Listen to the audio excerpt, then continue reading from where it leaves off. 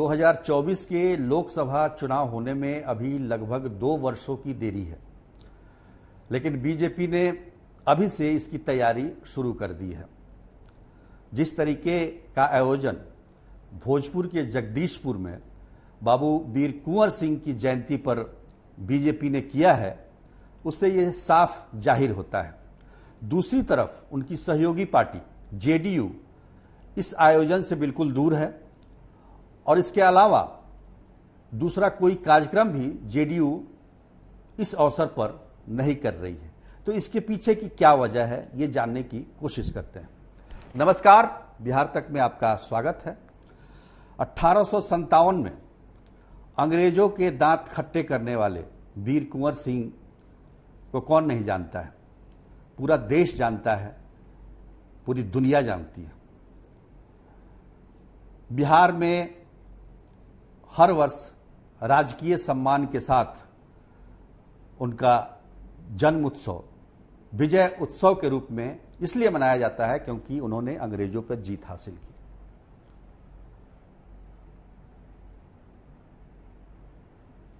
23 अप्रैल को पूरे राज्य भर में विभिन्न कार्यक्रम आयोजित होते हैं। एक तो राजकीय स्तर का होता है और तमाम पॉलिटिकल पार्टी, राजनीतिक दल भी अलग अलग वीर कुंवर सिंह की जयंती मनाते हैं। लेकिन इस वर्ष ऐसा नहीं हो रहा है। इस वर्ष बीजेपी ही केवल इस कार्यक्रम में दिखाई दे रही है। हालांकि बीजेपी का कहना है कि ये जो कार्यक्रम विजय उत्सव मनाया जा रहा है, ये अमृत महोत्सव के तहत है, राष्ट्रवाद से जुड़ा हुआ ये कार्यक्रम है, इसमें पार्टी का कोई लेना देना नहीं है। लेकिन इस कार्यक्रम को सफल बनाने में बीजेपी ने अपनी पूरी ताकत झोंक दी है। क्या नेता, क्या मंत्री, क्या विधायक, क्या कार्यकर्ता, सभी इसको सफल बनाने में लगे हुए हैं। अगर राष्ट्रवाद की बात होती तो इसमें सभी दल के लोग शामिल होते। मुख्य रूप से इसमें केंद्रीय गृह मंत्री अमित शाह शामिल हो रहे हैं। उनके साथ केंद्रीय गृह राज्य मंत्री नित्यानंद राय भी हैं, जो कि इस पूरे कार्यक्रम को लीड किए हुए हैं। तो कयास ये भी लगाया जा रहा है कि नित्यानंद को एक चेहरे के रूप में, बीजेपी में दरअसल बार बार यही लोगों की शिकायत रहती है कि बीजेपी में कोई चेहरा नहीं है, कोई मुख्यमंत्री का उम्मीदवार नहीं है। तो एक चेहरे के तौर पर नित्यानंद राय को पेश करने की कोशिश इस कार्यक्रम के तहत की जा रही है। दूसरी तरफ 2024 का जो लोकसभा चुनाव है, उसको भी ध्यान में रखते हुए इस कार्यक्रम का व्यापक आयोजन किया गया है। कहा यह जा रहा है कि 1 लाख से अधिक राष्ट्रीय ध्वज उस प्रांगण में होंगे, उस कार्यक्रम में होंगे, जो कि एक वर्ल्ड रिकॉर्ड होगा। वो ज्यादा का भी दावा किया जा रहा है। बीजेपी का कोई झंडा कार्यक्रम के दौरान नहीं होगा, यह भी कहा जा रहा है। यह भी देखने योग्य बात होगी। हालांकि परिसर के बाहर बीजेपी के झंडे लग सकते हैं, लेकिन परिसर के अंदर जहां कार्यक्रम है वहां राष्ट्रीय ध्वज ही मुख्य रूप से दिखाई देगा। अच्छी बात है, राष्ट्रवाद के नाम पर यह कार्यक्रम किया जा रहा है।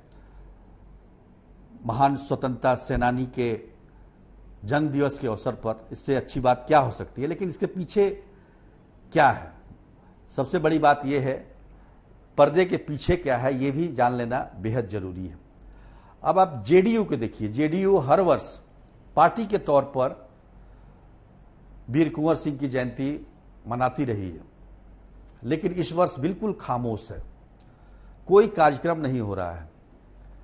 मुख्यमंत्री, जो कि प्रत्येक वर्ष तो नहीं कहेंगे, लेकिन अधिकतर जगदीशपुर जाकर वहां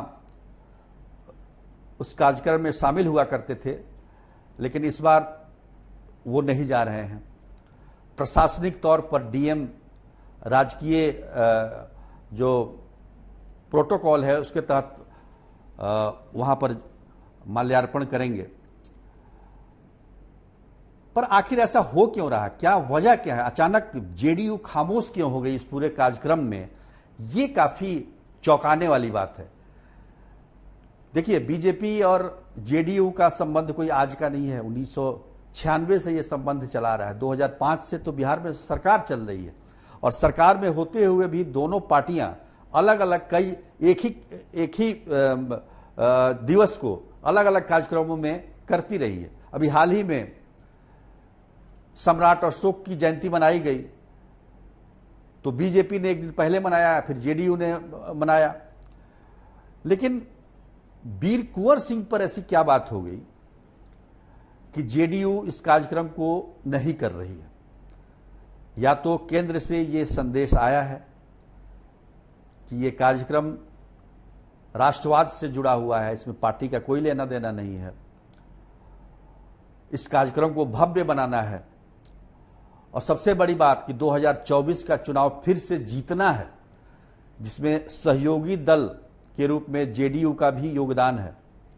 तो ऐसे में जेडीयू ने खामोश रहना ही उचित समझा है।